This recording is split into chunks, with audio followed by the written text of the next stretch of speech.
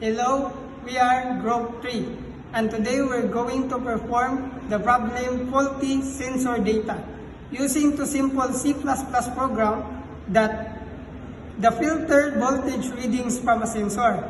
Faulty sensor data filter refers to the process of identifying and handling inaccurate inaccuracies of corrupted data coming from a sensor.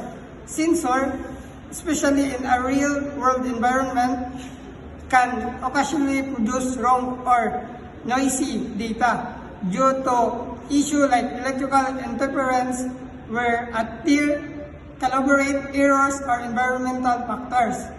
This program uses a standard C++ library called IOStream, which stands for input and output.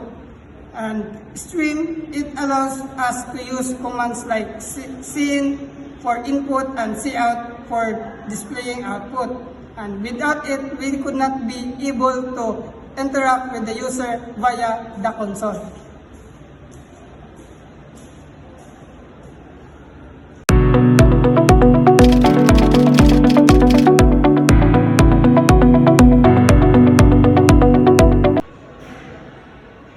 Let's dive into the code. First, we define a constant max reading is equal to 100, meaning we can handle up to 100 inputs.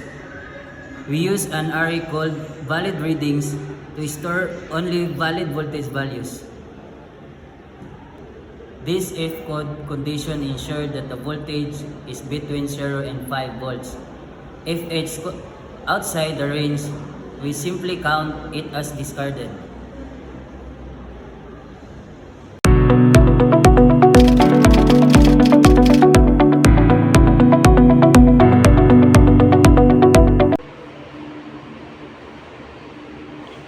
Now let's talk about the output and how we use arrays.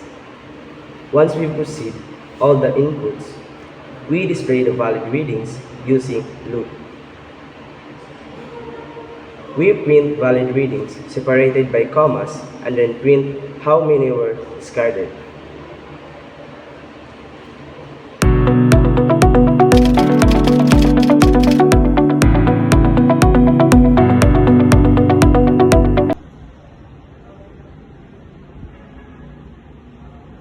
Let's now see the program action. First, find the execute bar and then click compile and run or use shortcut keyboard in the keyboard, press F11. Then it will appear the other tab or the black tab. Then enter the number reading you type 7 and then type the sample voltage reading in volts. And the unit is volts. So the 7 sample voltage reading is 4.2, 5.1, negative 0.5, 3.8, 6.0, 2.5, and the last one is 4.9. Then press enter in the keyboard. Then it will appear the sample output. So 4.2, 3.8, 2.5, and 4.9 voltage will appear. Then the number of discarded readings is 3.